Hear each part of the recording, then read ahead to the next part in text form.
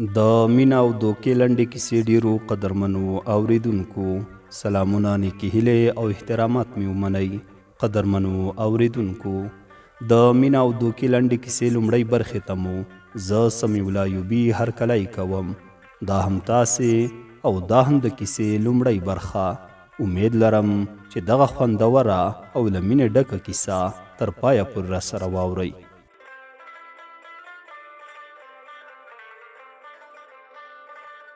کابل کې کرنتین وو. خپل خپلوان یو د بل کرنه تلل. زموږ ټول خپلوان په ننګرهار کې وو. زما مشر ورور ورېندار سره د بچیانو لاړل. ټوله ورځ د ورور کوټه کې ومه. مازدیګر مهال و د ورور تخت کې ویده ومه. د ټلیفون په زنګ له خوبه راپاڅېدمه چې ومې کتل شماره ناشنا وه. اوکې مې کړ. غوږ ته مې موبایل ونیو، د بل چا سره خبرې کولې. ویل یې په غونډارې ووله. ما ته یې لهجه بیخي اشنا ښکاره شوه لکه زموږ د کلي، ځکه موږ خپله همداسې خبرې کولې. تیږې ته به مو غونډاري ویل. ټلیفون مې غوږ ته نیولی و. په خیال کې خپلې سیمې ته تللی ومه چې د هلو غږ مې واورېده. زما د هلو چې بچا وویل هیڅ نه خوښېدل. ورته ومې ویل بلې سلام وروره، شماره دې غلطه کړې. د همدې سره ټلیفون قطع شو. ما کمپله کې سر پټ کړو، نور خوب را نغلو. دا غونډاری مې زړه کې اړوو چې شماره او غږ یې نااشنا و، خو خبرې زموږ په رقم وې. نوره جګه شوم، لمونځ مې وکړ. په دې کې یوه میاشت تېره شوه. د روژې مبارکه میاشت وه. 10 بجې شاوخوا به وې. 2 ورېندارګانو سره یو ځای ناسته ومه، کیسې مو کولې چې ټلیفون ته مې زنګ راغلو. وراره ته مې غږ وکړ راشه د زما ټلیفون وکې کړه چې دا څوک دی. ورېندارې مې وخندل. په داس چای وکې کوي چې د هغې غږ هم د جنۍ په رقم دی، ځکه زما وراره واړوکی و. ایله به د 8 کاله و. ویلې خپله یې وکې کړه. ټلیفون قطع شو. بیا یې زنګ ووهلو. 3م زنګ سره مې وکې کړ. غوږ ته مې ونیوه، هلو هلو یې کول. غږ یې داسې و لکه ما چې کله اورېدلی وي. ورته ومې ویل سلام وروره، څوک یې؟ هغه راته وویل ته ما نه پېژنې؟ ما ورته ویل نه وروره، شماره دې غلطه کړې. ویې خندل. د سرې کلا کنډو کې ناست یم. ما ویل چې پوښتنه دې وکړم. بیا مې ورته وویل وروره دا سره کلا خو پېژنم، ځکه زه د همغې ځای یم، خو تاسو نه پېژنم، زه کابل کې یمه. په خندا سره یې وویل کله کابل ته کله لاړې؟ ډېره ورخطا شومه. ورېندارګانې مې هم ناستې وي. ټلیفون مې قطع کړو، زر مې بند کړو. را په زړه شو چې دا همغه څوک و چې څه وخت مخکې یې زنګ وهلی و. ما ته یې لهجه د خپلې سیمې غوندې ښکاره شوې وه. چورت مې وهلو چې دا څوک دی؟ آیا ما پېژني؟ دا کوم خپلوان دی؟ هسې ما ځوروي. بیا مې زړه ډاډه کړو چې زموږ خپل داسې کمعقل نه دي چې ما وځوروي. دا مزاحم دی. د غرمې ویده ومه. د ټلیفون غږ مې له ډاره نه خلاصوو چې کور کې څوک راته ونه وایي چې څنګه داسې ډېر زنګونه درته راځي. پلارجان مې د الله وبخي په کور کې و. وروڼه مې دواړه وظیفې ته تللي وو. مور مې ډېره غوسه ناکه وه. ډېره به د موره ډارېدم. له خوبه پاڅېدمه. ټلیفون مې د بالښت لاندې و، روا مې خیستو. زنګ ورته راغلی و. شماره مې پاکه کړه. د ماسپښین د لمانځه وروسته مې د قرآن کریم تلاوت کاوه چې په ټلیفون رڼا راغله. بیا هم همغه وو. کله مې چې د قرآن شریف تلاوت بس کړو، بیا مې له ټلیفون شماره پاکه، اواز مې همغسې بند و. سرچپه مې په میز کېښوده. د روژه ماتې تیاری مې وکړو. په دې وخت کې 2 ورځې تېرې شوې. زنګ را نغلو. خوشحاله شومه چې زه ښه سړی ولاړو. 3مه ورځ 11 بجې به وي چې په تشناب کې مې سر مینځلو. ټلیفون ته مې زنګ راغی. زړه مې ودرزېده چې یا الله خیر همغه نه وي، بل څوک یې ونه ګوري. په ورخطی له تشناب را ووتمه. زر مې ټلیفون را واخیسته، ګورم چې همغه دی. ټلیفون مې قطع کړو، شماره مې بلاک کړه. بیا لاړم تشناب ته چې د میسج غږ مې تر غوږ شو. راغلم چې لیکلي وو سلام جانې من، څنګه یې؟ په ټلیفون مې اواز بند کړو. کار مې خلاص کړو. میمنخانې ته لاړم. زه به د غرمې هلته ویده کېدم. میمنخانه لږه د کور څخه لرې وه. د ماشومانو اواز نه راتلو. روژه وه، ښه خوب به مې کولو. چورت مې ووهلو چې راشه زنګ ورته ووهه. دای نه لکه چې خپله ملګرې ورکه شوې ده. ما پسې زنګ وهي. یو خو شماره اتصالات ده، زما روشن، مصرف یې هم کېږي. بل میسج کوي، کار به راته وګوري. هغه وخت ما واټساپ نه درلود. ټلیفون ته میسج کولو. ټلیفون کې مې 2 سیم کارتونه وو. د اتصالات نه مې ورته زنګ ووهلو. کلمه مې په ځان چوپ کړه چې څنګه خبرې به شروع کړم. جګ یې نه کړو. ما هم په زړه لاس کېښود. د ټلیفون مې د بالښت لاندې کړو او څملاستم. خوب را نغلو. ټلیفون مې را واخیسته. ګورم چې زنګ یې راغلی و. شماره یې بلاک وه خو اوکې ته راغلی و. بیا مې زړه کلک کړ، زنګ مې ووهلو، اوکې یې کړو. هلو، ما ځواب ورکړ سلام وروره، هغه روشن شماره زما ده، ته چې زنګ ورته وهې میسج کوې مصرف دې کېږي. ته شمېره سمه وګوره غلطه کړې دي ده، زه هغه نه یم چې ته ورته جانمن وایې. په خندا یې وویل ښه دې وکړل چې دا اتصالات شمېرې نه دې زنګ ووهلو. زما فریده د بلاک نه یې وباسه، ډېرې خبرې به وکړو. زه ورته په غوسه شوم، ما ورته وویل ته روژې ته نه ګورې، د خدای نه نه ډارېږې؟ هغې وخندل، اوس ما خو کومه بده یا کنځل نه دي درته کړي چې روزه ده. ما ورته وویل ما تا ته دومره وایي چې زه هغه نه یم چاته چې ته زنګ وهې او میسج کوې. ما به په غم ککړه کړې. ما ویل وروره چې مصرف دې هم کیږي. ویل یې ما نه خپله مینه ورکه وه، اوس چې تا سره مخ شوم نو نه دې پرېږدم. ما ورته ویل زه وایم چې زنګ او میسج مه کوه، ما ته کور کې مشکل جوړوي، ته وایې چې نه دې پرېږدم. بیا یې وخندل او وی ویل هر وخت چې تا وخت پیدا کړ ما ته مسکال راکوه، همغه وخت به زنګ هم وهم چې کور کې خلکو نه ډارېږي. ما ورته په عاجزۍ وویل وروره زه واده یمه، خاوند لرم، بچیان لرم. هغه راته ویل د 20 بچیانو مور هم وي، زه در سره خبرې کوم ځکه ته زما خوښه شوې یې. ما په زاریو شروع وکړه وروره ما به په چا مړه کړې. هغه راته ویل نه دې مړه کوي، هر وخت چې ته راته مسکال راکړې زه درته زنګ کوم، همداسې زه درته زنګ نه در کوم او نه هم میسج درته کوم. ما ورته ویل سمه ده، اوس دې په خدای سپارم.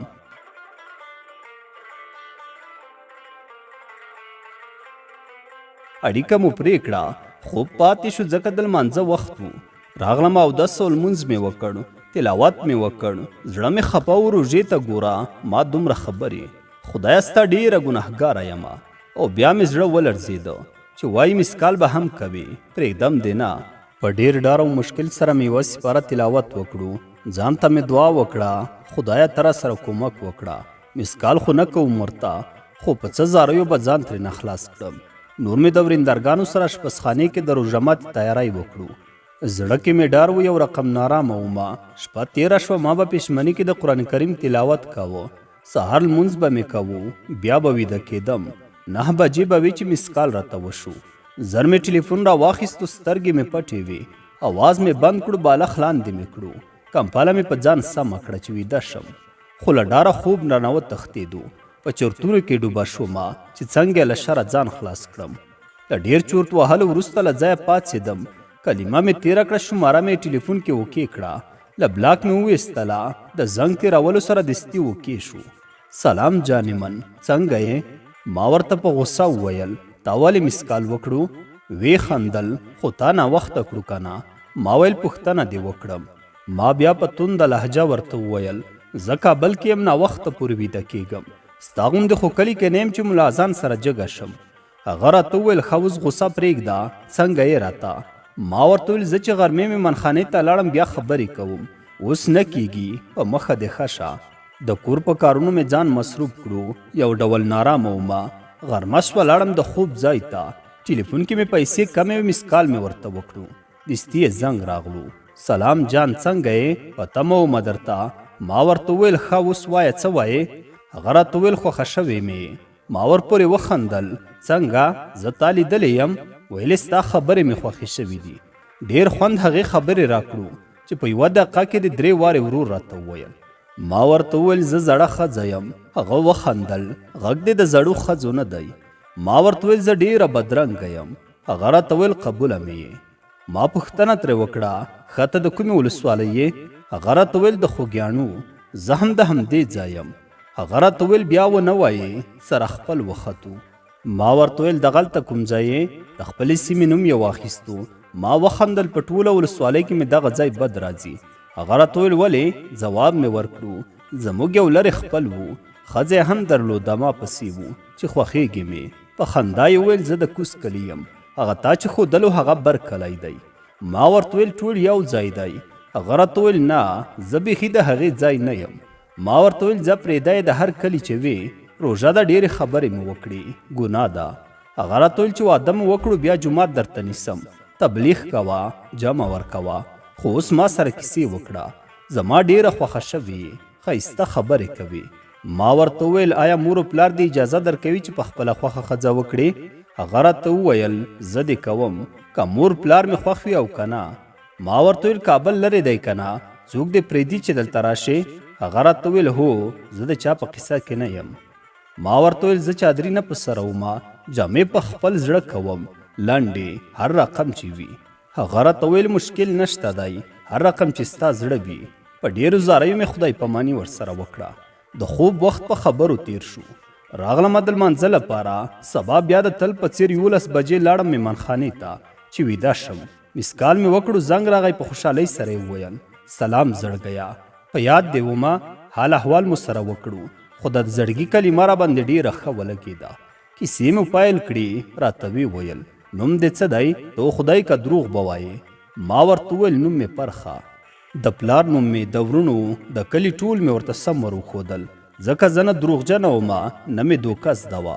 یو پاک زړه مې درلوده. دومره مې ورته وویل چې زه ډېره جنګیره یم.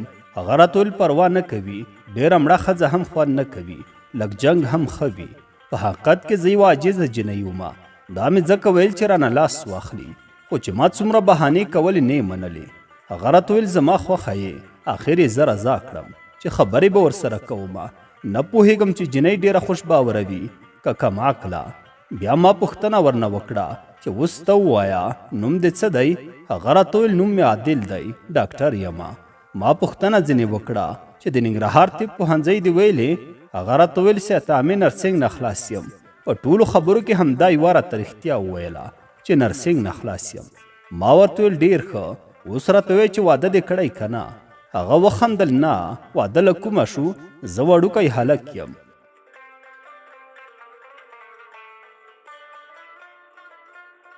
ما ورته ویل نه، واده والا ډېر خلکو ته زنګونه وهي، بې واده دومره ورخطا نه وي، پوهېږي چې زه را رسېږي.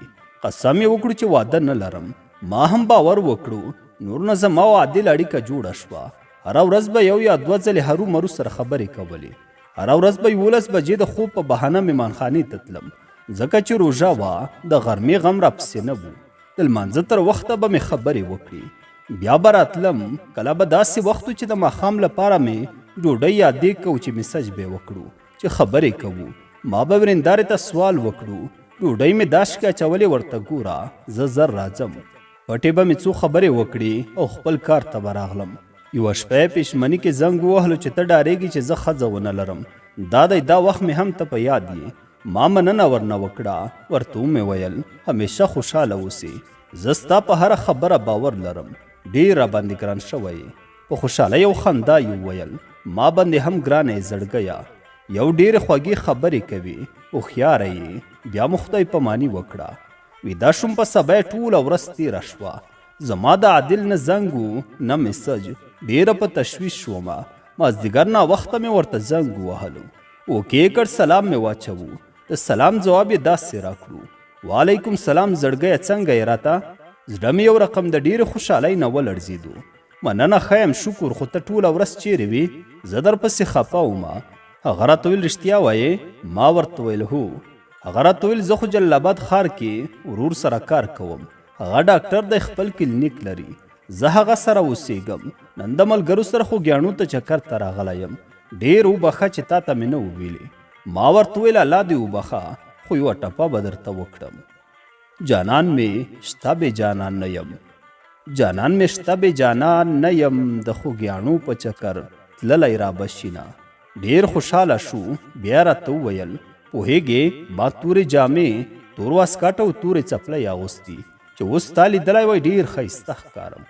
ما ورته ویل رښتیا څنګه چې د خبرې خوږې او ښایسته دي، همدومره ته هم ښایسته یې. هغه وویل هو. په ټوکه و خندا مې ورته وویل زموږ د ښایست څخه طالع لرو، مور مې ګورګانې هم ښایسته دي او زوم به هم انشاءالله چې ښایسته وي. هغه راته ویل بې غمه اوسه، ښایسته یم. نور یې رانه خدای پاماني واخیسته چې ملګري مې راسره راغلي د جلال آباد څخه، زه به ورشم زړګیه. ما ورته ویل سمه د ټلیفون یې قطع کړو. په سوچونو کې ډوبه شومه چې یا الله اوس مې لیدلی وای، یو خو دا زړګي خوند راکوو، بلې چې لا تورو جامو راته وویل سمه لیونی کړم. په سبا یې سهار وختي زنګ راغلو، راته ویې ویل زه ښار ته راغلم، ما ویل چې احوال درکړم. ما ورته ویل مننه جانې من چې راته ودې ویل، ښار خو ښه دی، لږ کابل ته نږدې دی. زړه مې خوشحاله شو چې ته ښار ته راغلی.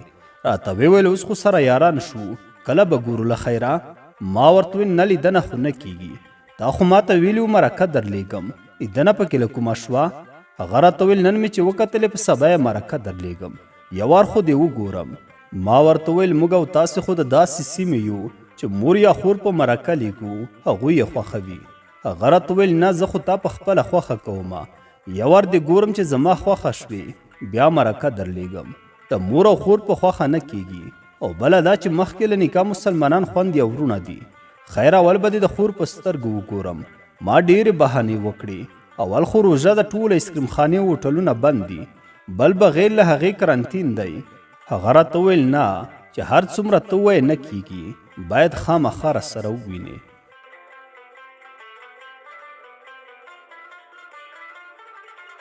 د مینې او دوکې لنډې کیسې ډیرو قدرمنو اوریدونکو دا وه د کیسې لومړۍ برخه امید لرم چې د خوښې وړ به مو ګرځېدلې وي تر بلې برخې پورې مو په لوی څښتن تعالی سپارم ښاد و آباد اوسئ